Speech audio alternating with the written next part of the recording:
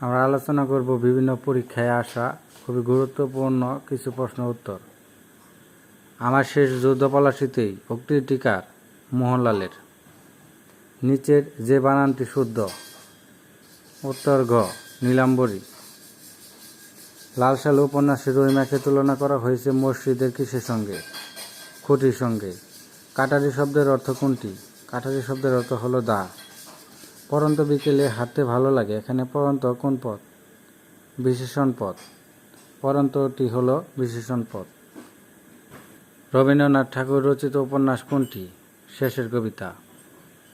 যথাসাধ্য সমস্ত পদটি কোন সমাসের? উত্তর গ অব্যয়ীভাব। যথাসাধ্য সমস্ত পদটি হলো অব্যয়ীভাব সমাস। গ্রাফস অল লুজ অল বাক্যের বাংলা প্রতিশব্দ কোনটি? অতি লোভে তাঁতি নষ্ট। গ্রাফস অল লুজ অল বাক্যের বঙ্গানুবাদ হলো অতি লোভে তাঁতি নষ্ট। ক্যাবিনেট এর বাংলা পরিভাষা কোনটি?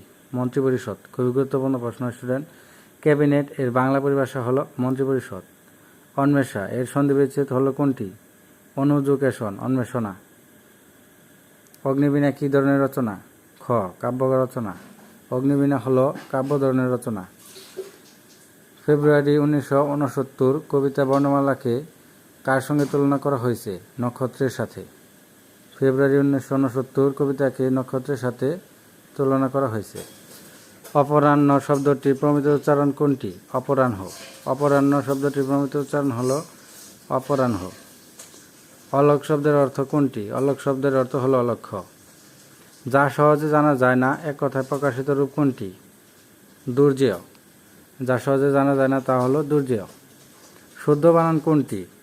ক উচ্ছল, সত্য এবং ভূগোল। আমি কিংবদন্তির কথা বলছি কবিতায় কবির পূর্বপুরুষের করতলে কিসের স্বরূপ ছিল? পলিমাটির স্বরূপ ছিল। রেইনকোট গল্পে সাব সার্ভিস অ্যাক্টিভিটিস বলতে বোঝানো হয়েছে কোনটি? রাষ্ট্রদ্রোহী কাজ। রেইনকোট গল্পে সাব সার্ভিস অ্যাক্টিভিটিস বলতে রাষ্ট্রদ্রোহী কাজকে বোঝানো হয়েছে। বিড়াল তপোদ্রি বাগধারার অর্থ কোনটি? উত্তর গ ভণ্ড। এই বিষয়ে আমার কোনো হাত নেই, এখানে হাত কি অর্থে ব্যবহৃত হয়েছে? প্রভাব অর্থে। নিচের কোন বানানটি শুদ্ধ? খ ঐকতান। ঐকতান শব্দটি শুদ্ধ। একটি সরল বাক্যে সর্বমোট কয়টি সমাপিকা ক্রিয়া থাকতে পারে? ক খুবই গুরুত্বপূর্ণ প্রশ্ন। একটি সরল বাক্যে সর্বোচ্চ কয়টি সমাপিকা ক্রিয়া থাকতে পারে? একটি। লোকটা হাড়ে শয়তান, এখানে হাড়ে কোন অর্থে ব্যবহৃত হয়েছে? আধিক্য অর্থে। লোকটা হাড়ে শয়তান, এখানে হাড়ে কোন অর্থে ব্যবহৃত হয়েছে? আধিক্য অর্থে।